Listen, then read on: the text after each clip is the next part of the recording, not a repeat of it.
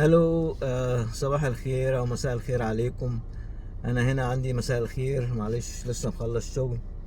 بس بصراحة ما قدرتش اصبر يعني بصراحة على المسخرة اللي انا شفتها النهاردة. آه يعني حد يقول لي بصراحة يا جماعة اللي انا شفته النهاردة ده كابوس او حلم مش كويس يعني بصراحة. شيء فظيع. المصيبة العالمية، وفارس التنمير اللي انا شفته النهارده. انا مش عارف انا بصراحه ايه بلاني اللي انا اليوتيوب يطلع لي اللي هو التخمينات، ولا مش عارف بيسموها ايه دي، السجيشن اللي بتطلع دهيت ونشوفها وانا سايق بصراحه. بقت مشكله. المهم يعني عشان نخش في الموضوع ده على طول كده هوت، يعني ايه ده؟ ايه ده يعني ايه اللي وصل له الشعب المصري؟ آه، ومصر البلد، نجيب محفوظ وطه حسين، سيد القمني، فرج فودة، الناس دي كلها، يعني مش عايز ما اذكرش اسماء او انسى اسم حد.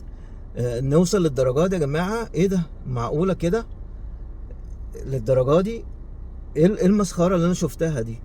طيب انا من قبلها من كام يوم عملت فيديو واتكلمنا. انا مش عايز اقول بقى اللي انا قلت بالظبط ايه اللي هيحصل، واكيد يعني. وفي ناس، انا ما بردش على الكومنتات لان انا اصلا ما عنديش وقت، يعني ما فيش وقت بصراحة.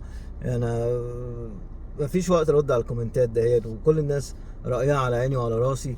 بس انا قلت هيتخانقوا، وده مريض نفسي بيكلم مريض نفسي، وقلت بالظبط المرضى النفسيين اللي كانوا عندي في المصحة العقلية بيكلموا بعض وبيتخانقوا مع بعض وهيعملوا ايه في بعض وكده هوت. فيعني بالظبط بيقولوا ايه وبيعملوا ايه وبيتخانقوا في بعض مع الاخر وبيقاطعوا بعض.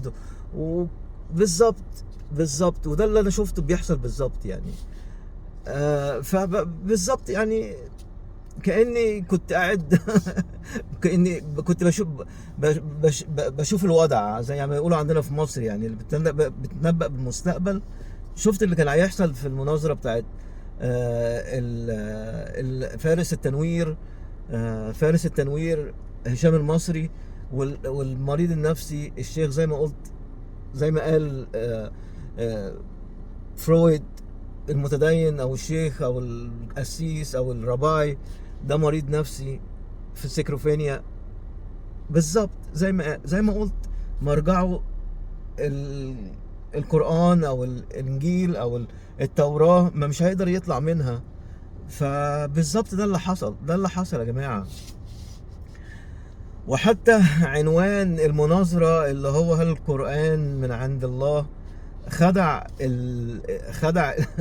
زي ما قلت بالظبط، خدع راجل الدين. فطبعا ما راجل الدين طبعا القرآن من عند الله، فخدع راجل الدين، حسبها ان هو سهلة، انه هيقدر يحاول الملحد. طبعا الملحد خدع راجل الدين. ما هي معروفة يا جماعة، معروفة. ولكن الملحد ده راجل مريض نفسي، نرجسية وباي بوردر لاين. ف لكن آه المشكلة، خليني احكي لكم حكاية. في في ولاية تكساس فيها 12 مصحة عقلية. 10 منهم، كل مصحة عقلية فيها عنبر اللي هو بيسموه هازارد، اللي هو بيبقى فيه الخطرين. انا كنت شغال فيه، اللي هو في الانجلو ستيت، في مدينة سان انجلو. كان في واحد اللي هو هازارد، ده كان فيه سكروفينيا، وكان فيه فوق السكروفينيا وفي تحت اللي هم البيديفيليا، وكان فيه البوردر لاين. يعني كان عندي من نوع هشام ده اتنين مرضى.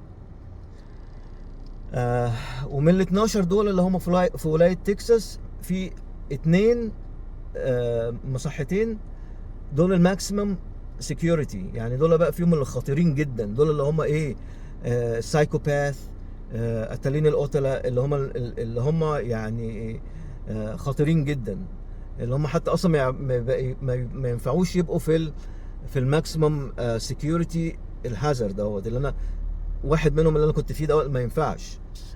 واحده منهم في مدينه اسمها كوربوس كريستي، CORPUS كريستي CRISTIS، فهتبقى كوربوس كريستي ستيت سبورتد ليفينج سنتر. في حاجه حصلت في سنه، انا كنت شغال في 2016 2017، فدي تبقى حصلت في حوالي 2015. كان العيال اللي شغاله في الشيفت بتاع بالليل من الساعه 10 للساعه 6 الصبح بيخلوا المرضى النفسيين بتوع بالليل يتخانقوا مع بعض ويصوروهم. وكل مريض نفسي كانوا يعني مثلا ايه اللي هم العيال مثلا المعوقين، يعني مثلا اللي هم ما بيقدروش يستخدموا ايديهم ولا بتاع كده، مثلا كانوا يطفوا على بعض. العيال اللي بتقدر تتخانق بالايدين والرجلين يخلوهم يضربوا بعض بالبنيات وبتاع، اللي يشتم بعض. وكانوا يصوروا المقاطع دي ويحطوها على اليوتيوب، والموضوع ده فضل شغال فترة طويلة. الموضوع ده بقى اتكشف ازاي؟ الموضوع ده اتكشف انه واحد من الموظفين دول بعته لدكتور، بعت الفيديو او اللينك لدكتور من الدكاترة اللي شغالين هناك، بيقول له بص ايه، اتفرج يا معلم على فيديو من الفيديوهات دي، بص المريض ده بيعمل ايه.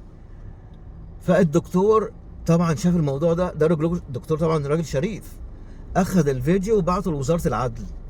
وزارة العدل فتحت تحقيق ايه اللي بيحصل ده، وجابت العيال دي يا معلم، والعيال دي كلها دخلت السجون لفترات كبيرة جدا، والمستشفى دي حصل فيها تحقيق.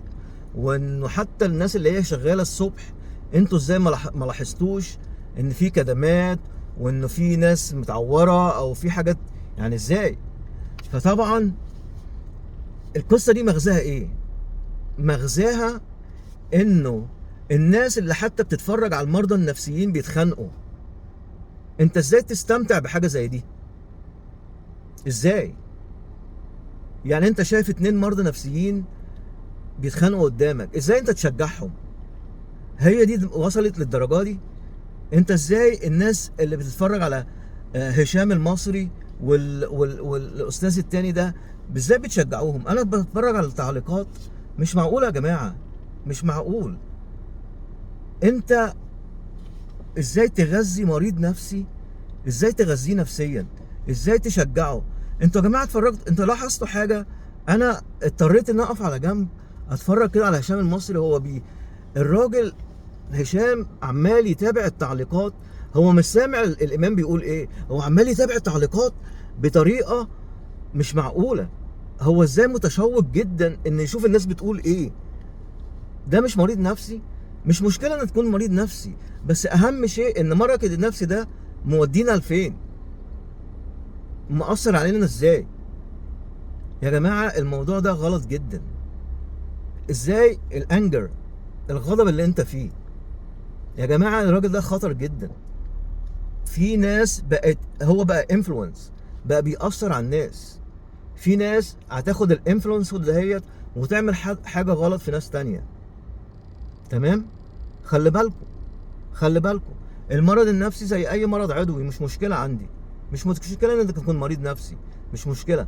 جورج واشنطن كان مريض نفسي وعمل الكونستيتيوشن، كان فرع من فرع الكونستيتيوشن، وبقى في امريكا بقت اعظم بلد في العالم، مش مشكله.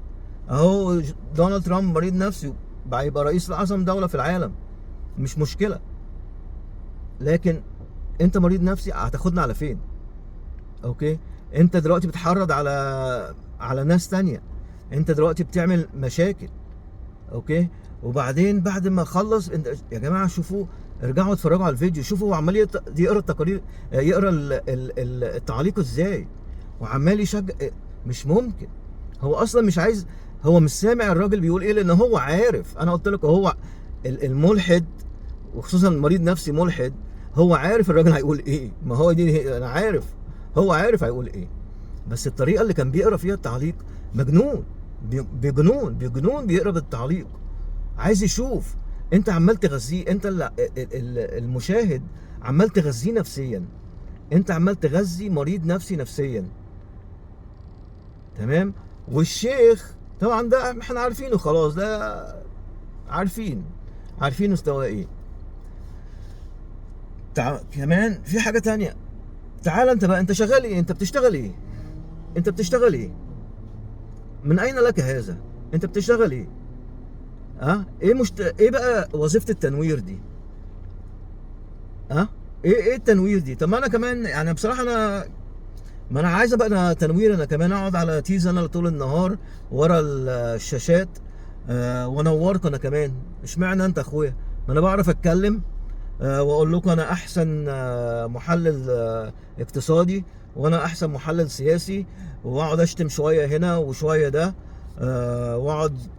انت مش اول واحد تقول مثلا تطلع اخطاء في القرآن، انت مش اول واحد تطلع اخطاء في المسيحية، انت مش اول واحد تقول كلام على رسول الاسلام، ولا اول واحد تقول كلام على المسيح، ومش اول واحد تقول كلام على اليهودية. انت مش اول واحد، الكلام ده كله اتقال قبل كده.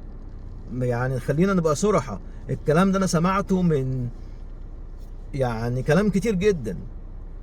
وبعدين انت يعني دي انا شغال بقالي 16 ساعة. ها؟ انت قاعد كده ورا الشاشات وعمال تعمل لي فيها تنوير، فارس التنوير. هو دي طريقة فارس تنوير؟ مين طلع عليك الاسم؟ وبعدين بتاع حقائق الاديان دي حاجة. حقائق اديان ايه؟ ده محرض اديان، ده بيحرض الناس على بعض، ده بيعمل فتن طائفية، ده انسان حقير جدا بتاع حقائق الاديان. ده انسان تافه جدا. يا راجل شوف لك شغلانة محترمة. ايه الهيافة دي؟ احنا وصلنا كده في مصر؟ دي ايه الهيافه دي؟ ده حاجه هايفه جدا. الناس دي مش لاقيه شغل. يا ابني شوف لك حاجه انت وهو، حاجه مفيده تعملوها. انت بتشتغل ايه يا ابني انت وهو؟ تنوير؟ ده انت ناطع. انت عمال تلم فلوس الناس عشان تنورهم بالطريقه دي. لا لا لا، انا عندي طرق تانية انوركم بيها صدقوني. انتوا بس ابعتوا لي تبرعات يا جماعه، وانا اخليكم زي اللمط كده بتاعت الشوادر. عارفين الشوادر بتاعت الافراح؟ لا يا جماعه، لا لا لا، ده انا في المجال الغلط بصراحه. هو ايه ده انا ايه اللي دخلني طب وبتاع؟ لا لا لا يا جماعه، لا. انا مش بصراحه، انا اكره جدا اشوف الشعب المصري والشعب العربي انه يبقوا واقفين كده ورا الشاشات، ورا ناس متخلفه عقليا ومرضى نفسيين، يبقوا زي الدلاديل كده، كلمه توديهم وكلمه تجيبهم. لا لا يا جماعه، انا اكره كده ان اصحابي وحبايبي وشعبي واهلي واصحابي ان اشوفهم بالطريقه دهيت، انه ينجروا ويبقوا. لا لا لا لا، عيب كده، عيب كده ان الشعب المصري المثقف الذكي الشاطر يبقى يعني ينصاع لراجل واحد جاهل. عفوا يعني جاهل لانه ما عندوش اي شهاده. عفوا يعني اللي هو بيقول لي اخد كورسات في نظريه داروين. حبيبي نظريه داروين ما بتدرس. عفوا يعني من 1920 لما طلعت دي ان ايه، نظريه داروين دي ما بتدرس خالص. يمكن بتتحط في مقدمه كتاب لاعترافا للجميل بالراجل اللي عمله في مجال البيولوجي. نظريه داروين يا حبيبي ما بتدرس خالص. طلعني كذاب، وطلع لي السيرتيفيكت اللي انت جبتها من بعد ما خدت الكورسات دي يا كاذب. نظريه داروين ما بتدرس. مفيش حاجه اسمها باخد كورسات في نظريه داروين.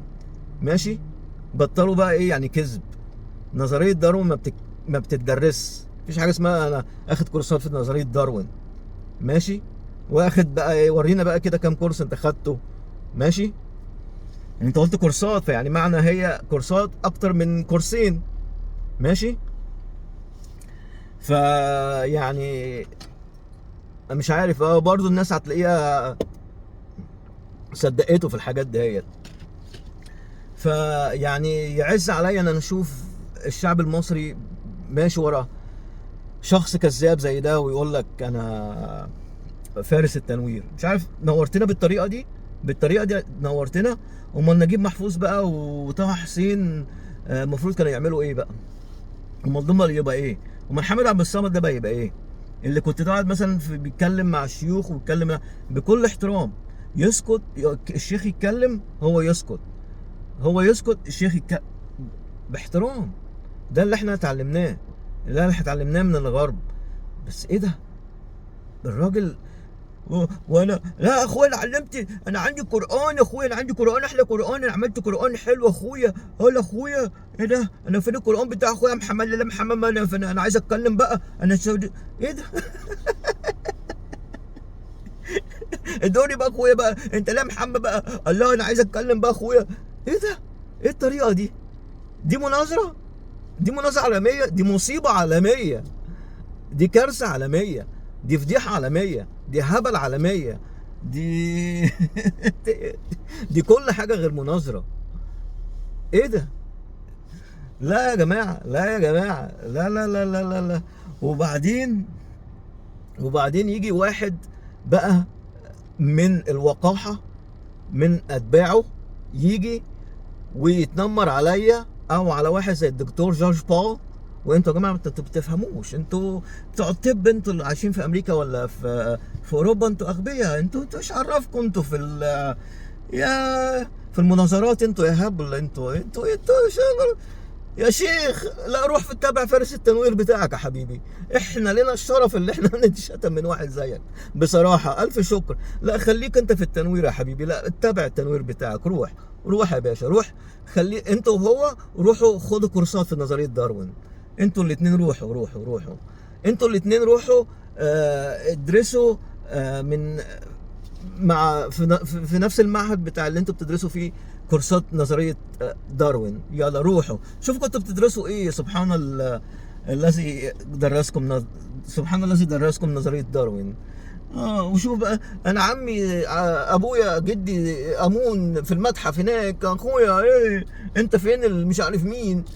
يا جماعه لا، يا جماعه لا لا لا لا، انا عيب كده بصراحه، عيب عيب عيب عيب يا جماعه. انا اللوم مش عليه لان هو نرجسي مريض نفسي، العيب مش عليه، مش هقدر الومه.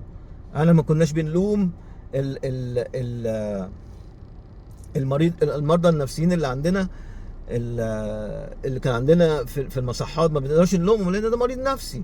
كنا بنلوم اللي كان بيديهم بوزيتيف فيدباك.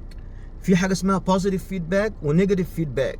البوزيتيف فيدباك لما كانوا بيعملوا حاجه كويسه كنا بنشجعهم، والنيجاتيف فيدباك لما كانوا بيعملوا حاجه غلط وكنا بنقول لهم لا ده غلط. فلما كانوا بيعملوا بقى حاجه غلط ونديهم بوزيتيف فيدباك، دي كانت حاجه غلط. فالعيب اللي كان بيديهم بقى اللي هو كان بيديهم بوزيتيف فيدباك، وكان لما بيعملوا حاجه غلط كنا احنا بنروح لا غلط ما تعمل لهمش بوزيتيف فيدباك، مش عشان تخلص منهم وتسكتهم. يعني مثلا لما قلت لك كان بيروح يرمي نفسه في الشارع ويرمي نفسه في الحر، عشان احنا نروح نقول له لا معلش يا حبيبي، لا تعالى تعالى ما تعملش كده، لا روح يولع دينك امك، خليك تولع، ولع مش مشكله، مش هقول لك تعالى من الشمس، مش هتصعب عليا. فلما يحصل كده ويلاقيك مره ورا الثانيه ورا الثالثه مش همك، ما بيعملهاش تاني. فاهم انت ازاي؟ فهشام المصري ده كل ما انت تقول له برافو يا استاذ هشام، برافو يا استاذ هشام، يلا اديله ده شيخ اهبل يا حبيبي هشام برافو، لا روح نظره تاني وروح نظر الثالث وروح نظر الرابع، بيتمادى وبيتنفخ وبيملى له الغرور كده وهكذا وهكذا وهكذا. ليه؟ بسببك انت. ليه؟ لان انت مش عارف يعني، لان انت مش عارف يعني ايه مريض نفسي. انت فاكره بقى شاطر وحر وحمش ومش عارف ايه، لا ده مريض نفسي يا حبيبي، ده مريض نفسي. انت مش عارف يعني ايه مريض نفسي، وانا بعذرك وبقدم لك العذر لان انت مش عارف يعني ايه مريض نفسي. فانا بعلمك اهو، انا بعلمك يعني ايه مريض نفسي. فمن دلوقتي وطالع مفيش يا جماعه، مفيش، اتعلموا يعني ايه مريض نفسي. مفيش البوزيتيف فيدباك، ما ينفعش الا لما يكون في بوزيتيف فيدباك، تمام. النيجاتيف فيدباك لما يعمل حاجه غلط خليك شجاع تقول له انت عملت حاجه غلط، تمام. وقولوا لي بقى لو عايزين اللي انا عايز انوركم بقى وابقى تنوير زيه. بصراحه انا في المجال الغلط، يعني بصراحه ايه ده يعني. تخيلوا يا جماعه، يعني مثلا انه احنا بنشتغل زي مثلا الدكتور جورج بول هو هوسبيتاليست. انا متهيألي ان هو هوسبيتاليست ده يعني بعتقد ان هو بيشتغل 7 اون 7 اوف، مش اقل من 16 ساعه في اليوم. واحنا آه يعني بنشتغل 16 ساعه في اليوم، ساعات بنطبق. انا في اخر شهر 2 days اوف، يومين بس اجازه. واحد زي ده هوت عنده كل الوقت ده هوت يحط الايام دي وقاعد على تيزو وعمال يعمل كل ده، وانت تيجي في الاخر الف مبروك يا حبيبي وبرافو عليك واجحظته ومش عارف ايه. مش ممكن، عيب كده. الميزان بيخل يا جماعه. انت كده بتقول للمجتمع ان في خلل. انت بتقول كده في خلل في المجتمع، انه ال ال انت كمشاهد، او انت ك انسان في المجتمع ده هو مش عارف تفرق. فاهم انت ازاي؟ بتقول في خلل في المجتمع. هنا في امريكا الناس يعني ما اعتقدش، انا ما بشوفش هنا في ناس بتناظر بالطريقه دهيت. ما فيش عنده وقت يقعد يتفرج على حاجه هايفه زي كده لمده ساعتين. فاهم انت ازاي؟ ممكن يقعد يقرا كتاب مثلا. فيعني يا جماعه خلينا نثقف نفسينا احسن.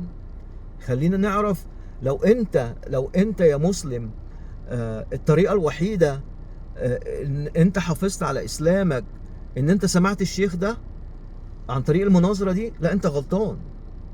وانت يا ملحد ان انت حافظت على الحادك ان انت سمعت هشام المصري بالطريقه دي، لا انت غلطان.